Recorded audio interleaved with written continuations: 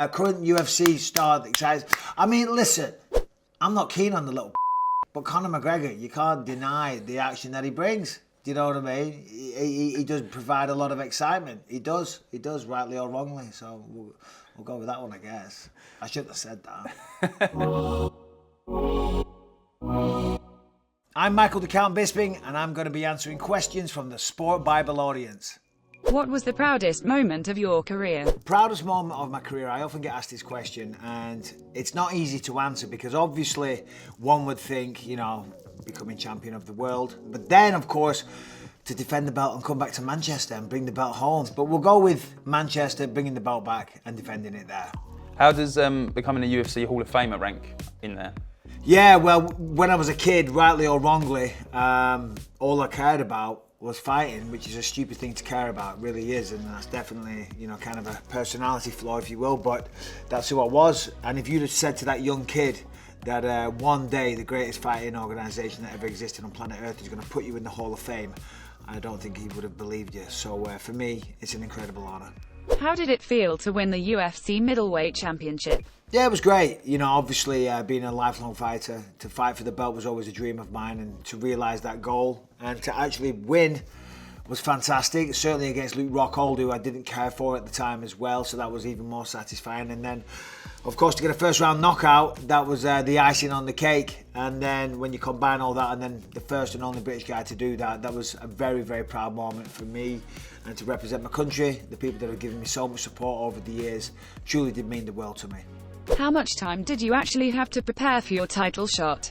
Yeah, so I was up in Canada doing a bit of filming, and you know, so I went out that night, went to a basketball game, had a few beers, and you know, woke up the next day feeling a bit rough, and then went to the gym to try and sweat out all the booze because I was due on set that night, so I wanted to look half decent. And as I was walking in, my phone starts bing, bing, bing, bing, bing, bing, blowing up like a Christmas tree.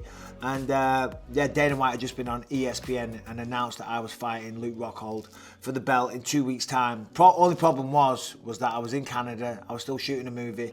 I hadn't been near a gym, an MMA gym, in about 3 months, you know, so it wasn't ideal circumstances, but it all worked out. Which current UFC star excites you the most? A current UFC star that excites... I mean, listen, I'm not keen on the little but Conor McGregor, you can't deny the action that he brings. Do you know what I mean? He does provide a lot of excitement. He does, rightly or wrongly. So we'll go with that one, I guess.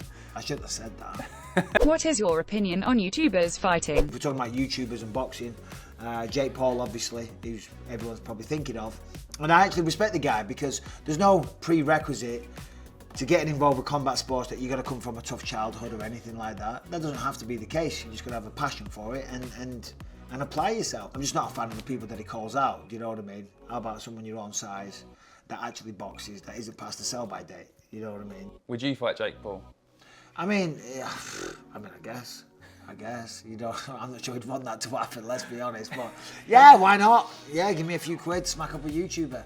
What was the toughest moment of your career? The toughest moment of my career, it was more a phase, if you will, the whole eye saga, if you will. You know, obviously it's well documented, I lost the vision in my right eye, and to be able to compete was very, very difficult. So I thought my career was taken away. I was, you know, uncertain where my life was headed, whether or not I was going to have a career.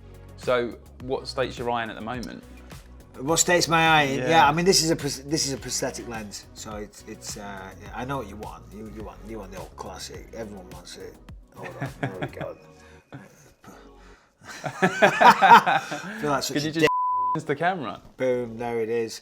Yeah, I mean, best $3,000 they ever spent, because as you can see, without it, it looks a mess. Build your ultimate UFC fighter from current and former pros. All right, so in terms of striking, we'll go with Anderson Silva. In terms of fight IQ, you know, strategy, game plans, we'll go with George St-Pierre. Wrestling, we'll go with Daniel Cormier. Jiu-Jitsu, we'll go with Damian Maia. And conditioning, we'll go with Britain's own Michael the Count Bisping. How's that? How would you stack up against that fighter, do you think? Oh, I'll get my kid. If you weren't a professional MMA fighter, what would you be? What would I do? I mean, I was trying to be a DJ.